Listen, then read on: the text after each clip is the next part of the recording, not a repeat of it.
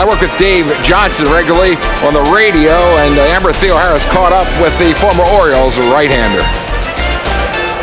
Well, Dave, we're getting closer to the All-Star break, still a ways away, but right now, would you say that Ty Wigginton is the Orioles All-Star? Yeah, I think he's the clear-cut favorite. I think when you look at what he's done, specifically offensively, he's just carried this club, and this is a club that has struggled all year long offensively. They had a couple guys chip in a little bit. Markakis was getting his walks early on, and then he started to hit a little bit. Of course, we know Jones has struggled, nothing out of Atkins at this point, and with a couple guys going down, Roberts and PA, he's been the guy. And Tejada's been swinging the bat a little bit, but Wigginton, to me, is clearly the guy that should represent right now. If it happened, of course, he could go into a slump for 3 or 4 weeks, and somebody else could pick up and be hot during that time. But I think right now, he's the guy that's most deserving.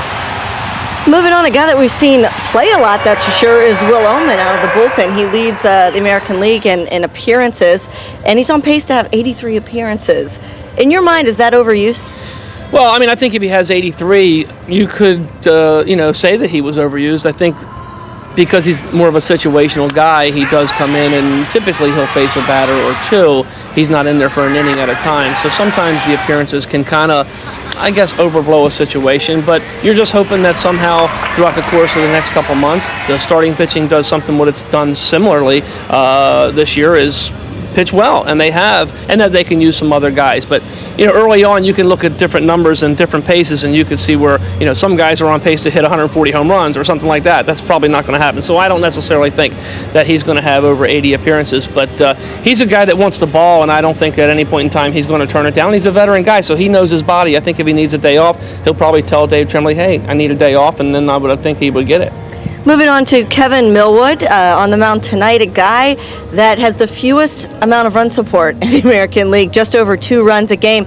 As a pitcher, does that wear on you, and is that in your mind when you take the mound?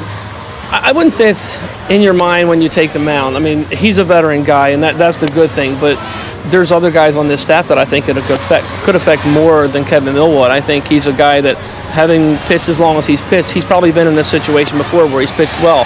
But clearly, when you're out there and you get in the middle part of the ball game, and maybe you've given up a run or two, and your team has still not scored, that plays on you. Then you get in a position where you do try to be a little bit too fine. Next thing you know, you're 1-0, 2-0, you're 3-1. And if you don't walk anybody, you're still putting hitters in hitters' counts, and then you throw something in there, and then next thing you know, you got an extra base hit or a home run, and now you're in worse shape than you would have been otherwise. So I think if there's one guy on this club and in this starting staff that can handle that type of situation, it is Kevin Millwood, and hopefully he'll be able to handle that, and I guess more importantly, hopefully the Orioles will be able to score him some runs.